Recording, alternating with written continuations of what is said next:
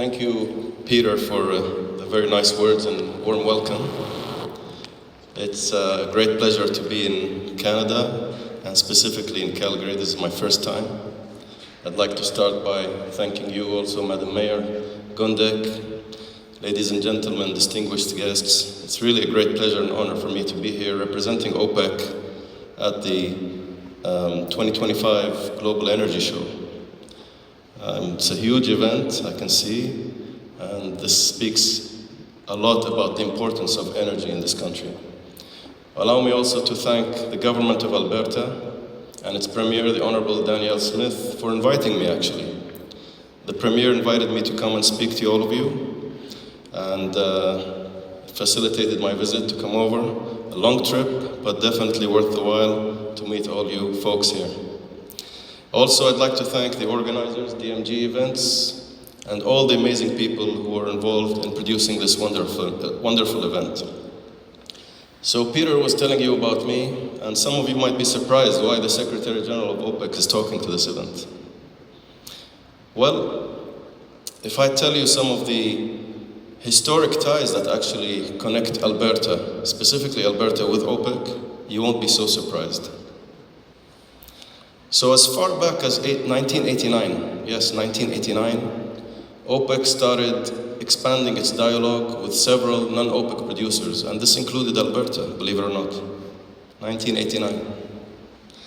Additionally, in the build-up to the Earth Summit in Rio in 1992, OPEC organized a ministerial meeting in April, to be specific, 1992, which discussed a lot of climate matters back then. Alberta was also present at that meeting. In more recent years, during the COVID-19 pandemic, you surely all recall this was a serious time where our industry faced serious risk of peril, grave peril actually. OPEC engaged in a lot of discussions and talks with global industry stakeholders all around the world. And of course, this included Alberta, Canada. These interactions, ladies and gentlemen, that I just mentioned underscore the fact that energy stakeholders all around the world, and specifically here in Alberta, have a lot of common interests and shared interests with OPEC. These commonalities, these common interests, will serve as the basis for my remarks to you this morning. The first, ladies and gentlemen, is our commitment to dialogue. Dialogue is an effective mechanism for addressing the industry's challenges and opportunities. And this is particularly the case given the inherent complexity of our industry. OPEC really values dialogue because we are acutely conscious of the important role that other major producers around the world, including Alberta, play in the international oil market and in the industry. We admire what has been achieved in Alberta. As a result of this, Canada has become a major global, and I underline the word global, oil supplier. This international orientation is important given the rapidly evolving global energy landscape and all the changes there. Ladies and gentlemen, the second area that OPEC and Alberta have in common is the appreciation of the wider economic and societal benefits of the oil industry. We are conscious of the oil industry's impact on the global economy, its value to regional economies, its support for national development all around the world, and its role as a key employer of millions of people around the world. For us at OPEC, a job is not just a number. We believe that behind every job is a person, a livelihood, a woman, a man. It's a story of a family. It's a person putting food on the table and a shelter above heads. The oil industry, ladies and gentlemen, as you know, is a significant workplace globally. In terms of direct employment, the industry recruits highly skilled and specialized workers, but its impact extends far beyond this. For local and national economies, it has significant multiplier benefits, generating opportunities for a wide range of other businesses. Therefore, it was with serious concern when we noted in the IEA's net zero scenario that jobs in the global oil industry would drop by a third. From nearly 8 million workers being employed directly in the oil industry in 2023, this would be reduced to about 5.5 million, representing a staggering drop in jobs of 2.5 million individuals. Yes, while new opportunities would be or may be created in other energy sectors, the challenges with the transferability of these jobs are, by the IEA's own reckoning, open question marks. Ladies and gentlemen, OPEC and Alberta also share an understanding of the importance that petroleum and petroleum-derived products play in our daily lives. Sectors such as agriculture, forestry, construction, mining, all depend on petroleum-powered equipment and petroleum-derived products.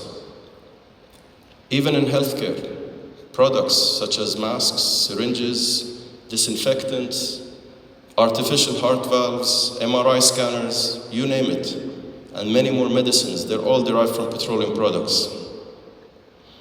The renewables industry, by the way, is no different. The blades of a wind turbine use synthetic resins and polymers. Plastic is so important even for solar panels. Even an electric vehicle contains a whole host of petroleum-derived products. A recognition of the growing demand for petroleum and petroleum-derived products underpins OPEC's long-term growth forecasts. So let me give you some numbers. Between 2024 and the year 2050, the world's population is set to rise from 8 billion to nearly 10 billion.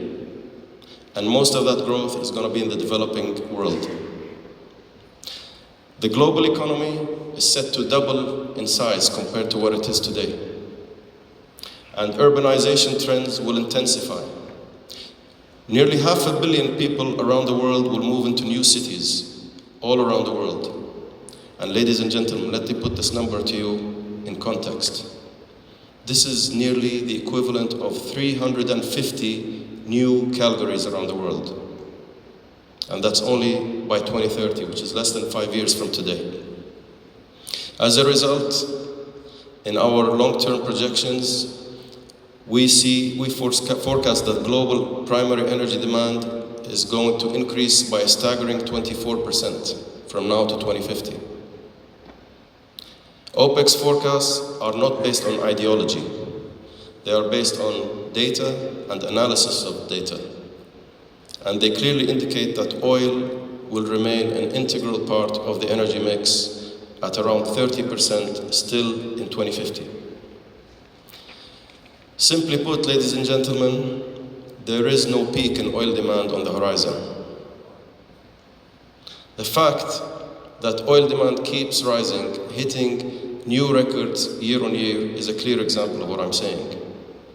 In fact, our projections are that oil demand will go and surpass 120 million barrels a day by 2050. And meeting this ever-rising demand will only be possible with adequate and timely and necessary investments in the oil industry. We see cumulative investments in the oil industry amounting to $17.4 trillion from now to 2050. And that's about 640 billion per year. And given the importance of these investments, given the importance of these investments, OPEC has been very concerned by the IEA's flip-flopping on the critical issue of industry investments. Between 2017 and 2020, the International Energy Agency called for more investments in the oil industry to serve as the cornerstone for energy security. Then, between 2021 and 2024, the IEA changed the story. And they said that there should be no investments in new oil and gas under their net zero scenario.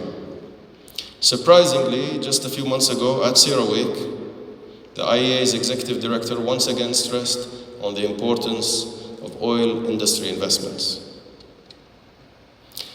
I stress on this, ladies and gentlemen, because the consequences of this mixed messaging are serious for a capital-intensive industry with long lead times for investments, as you all know. Bodies that are entrusted with guiding policy on global energy affairs should not reverse course every couple of years if they want to remain credible and relevant. OPEC has been consistent in repeatedly stating that inadequate investments in our industry is a dangerous matter. It undermines energy security and market stability and causes heightened volatility all around the world, which affects producers, but not only producers. More importantly, it actually affects consumers and, of course, the wider global economy. And as can be clearly seen at this event, a belief on the critical need for adequate and timely investments in energy and in the oil industry is yet another view that is shared between OPEC and Alberta. It's a topic, I think, that offers a lot of avenues for dialogue going forward. Stability, ladies and gentlemen, in the market is a prerequisite for an investor-friendly environment. And let me say here that the goal of creating such an environment drives all the actions taken by OPEC and our partners under the umbrella of the Declaration of Cooperation, which is widely known as OPEC+. The Declaration of Cooperation, ladies and gentlemen, since its inception in 2017, has underpinned global oil market stability. Through this, OPEC+ has achieved a lot for the benefit of producers, including here in Alberta, and consumers across the world. We encourage oil producers all around the world, particularly large producers, to contribute to the efforts of supporting oil market stability that's so essential for the health of this industry. Another area, ladies and gentlemen, that OPEC shares similar perspectives with Alberta is in technology and innovation. The success in Alberta of developing techniques that separate bitumen from the sand, clay, and water is testimony to technology's game-changing potential. This breakthrough transformed the commercial viability of the oil sands. Innovation will be critical in assisting this industry in reducing greenhouse gas emissions going forward. Canada has been at the forefront of carbon capture, utilization, and storage, and there are world-class research and testing facilities in many parts of Canada, including here in Alberta. Alberta specifically is a global leader in harnessing this technology, and the province has extensive energy infrastructure and subsurface geologic storage for CCUS. It's commendable that Alberta has a proven track record of integrating emissions reduction technology into its energy production. OPEC, ladies and gentlemen, also recognizes the vital importance of CCUS in tackling emissions challenge. Our member countries, all of them, are investing in these technologies. And this can be seen in Jubail, whether you go and visit Jubail in Saudi Arabia, for example, Al Riyadh in the United Arab Emirates, in Salah in Algeria, just to name a few examples. OPEC member countries also recognize the importance of investing in renewable sources of energy, believe it or not. We do this because we know that energy sources are not locked in a zero-sum competition. Rather, as the mayor said, we recognize that all forms of energy will be needed to meet future demand and growth. Ladies and gentlemen, before I conclude, just let me say a few words on climate, just to make sure that our position as OPEC is made crystal clear on this matter. At OPEC, we take climate matters very, very seriously. As I mentioned in the beginning, before the Rio Earth Summit held in 1992, we convened a ministerial meeting to discuss environmental matters. OPEC has participated in every meeting of the COP since the very first one began 30 years ago, and we will continue to do so going forward. All our member countries are signatories to the Paris Agreement. Yet, I think it's important to recognize the oft-forgotten point that the core objective of the Paris Agreement is about reducing emissions, not choosing energy sources. Thus, we really believe at OPEC that discussions must adhere to the principle of common but differentiated responsibilities, which reflects countries' respective capabilities and their social and economic condition, as well as historical responsibility. There is no one-size-fits-all solution to addressing the climate matters. It's also very important that developed countries support developing countries through climate finance and technological transfer, and ensure that these funds do get delivered. This is critical. Ladies and gentlemen, I'm sure you have all been seeing the recent pushback against the unsustainable rush to unrealistic net zero targets and deadlines that were just fixated on deadlines and policy proposal really detached from reality. We welcome the recent moves towards policies grounded in pragmatic energy realities and that recognize that we face an emissions challenge and not an energy sources challenge. OPEC's approach, ladies and gentlemen, to our energy futures can be summarized in the following words. It's an all-inclusive, all technologies, all energies, and all people's energy future. If I may conclude by summarizing my overarching message to today's event. We greatly admire and respect what the oil industry in Alberta has achieved in terms of production growth and in the realm of technological innovation, as well as global leadership in carbon management techniques. At OPEC, we also recognize the important role Alberta plays in the oil industry globally, a reality that will continue in the future. Furthermore, we believe that our common perspectives mean there is great potential in increasing the cooperation between us going forward. So once again, I'd like to conclude by thanking the government, Honorable Premier Smith, for inviting me, and DMG for organizing this event. It's a great pleasure to be able to address the industry here. Maybe again, as I said, you'd be surprised that OPEC is here. I hope after listening to me, you'll find that we have a lot in common actually, and we try to achieve the same objectives and targets. And I want to say one last thing to this group of people here.